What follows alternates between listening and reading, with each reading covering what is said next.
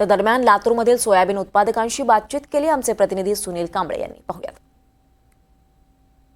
शेतकरी म्हणलं की दुःख आणि दारिद्र्य हे त्याच्या पाचवीला पुजलेलं. कधी आसमानी संकट तर कधी सुलतानी संकटाला सामना करत शेतकरी आपली शेती जगवतो.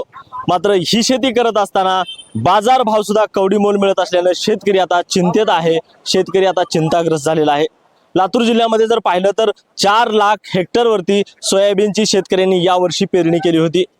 जवळपास यावर्षी शेतकऱ्यांना सोयाबीनला हमी भाव 4,892 रुपये इतका सरकारकडून मिळाला होता.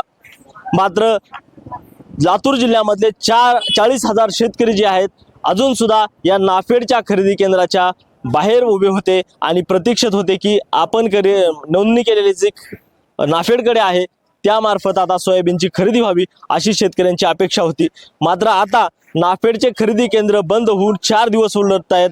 मात्र तरीही सरकारकडनं या संदर्भामध्ये कुठलाही निर्णय घेण्यात आला नाही. त्यामुळे आता लातूर जिल्ह्यातले शेतकरी जे आहेत आता चिंतेमध्ये आहेत आणि शेतकरी जे आहेत आता खुल्या बाजारामध्ये आपलं सोयाबीन घेऊन येत आहेत आणि कवडीमोल भावानं म्हणजेच 3800 ते 3900 रुपये भावानं जे आहे ते सोयाबीन विकतायत. माझ्यासोबत हे काही शेतकरी आहेत, आपण पाहू शकता.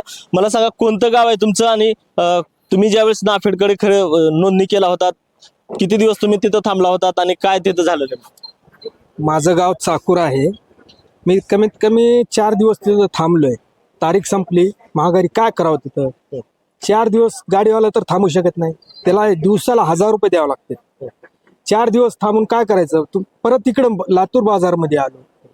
इथं आणल्यानंतर इथं भाव 4000च्या मध्ये आहे. बेभाव कवडी मोल भाव झाला. काय करायचं आम्ही शेतकरी माणसाने, किती दिवस सहन करायचं. सरकारला तर जाग येत नाही म्हणून इथं आलो तरी बी व्यापारी वर्ग भाव कमीच मागतो. मग पर्याय काय करायचं शेतकऱ्याने. आत्महत्या केल्याशिवाय पर्याय नाही. सरकारला जाग कधी येणार आहे तुम्हीच सांगा तुमच्या मार्फत. ही सरकारपर्यंत गोष्ट द्यायला पाहिजे, एवढीच माझी अपेक्षा. किती आणले सोयाबीन तुम्ही बाजारात? सोयाबीन 50 कट्टे. बरं, काय नाफेडकडून नोंदणी वगैरे केली होती का? नोंदणी केली नाही मी, कारण 4892 रुपये भाव होता सरकारचा. पण त्याच्यात खर्चाच उलाला 300-400 रुपये आणि त्याच्यात पुन्हा 40-50 क्विंटल माग 5 ते 7 क्विंटल रिटर्न माल येऊ लागला. मग त्याच्यात काय राहू लागले 85-86 हा भाव पडला आणि पुन्हा त्याच्यात मात्र आलेलं महागारी ती कुठं चाललं.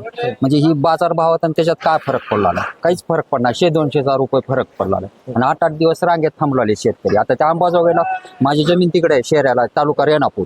तर तिथं सेलू आंबा म्हणून एक गाव आहे, तिथं तर 10 किलोमीटर लाईन होती फेडरेशनला. मग इतके दिवस कसं शेतकरी थांबवले. नक्कीच एकूण जर पाहिलं तर लातूर जिल्ह्यामध्ये आता हमी भाव आणि बाजारभाव यामधला जो फरक आहे तो फरक सरकारनं आता शेतकऱ्यांच्या थेट खात्यावरती जमा करावा आणि भावांतर योजना जी आहे शेतकऱ्यांसाठी लागू करावी अशी मागणी सुद्धा आता शेतकऱ्यांकडून व्यक्त केली जाते. त्यामुळं सरकार आता या शेतकऱ्यांच्या या प्रश्नाकडे नेमकं कसं पाहतंय हे पाहणं आता महत्वाचं आहे. सुनील कांबळे, NDTV मराठी, लातूर.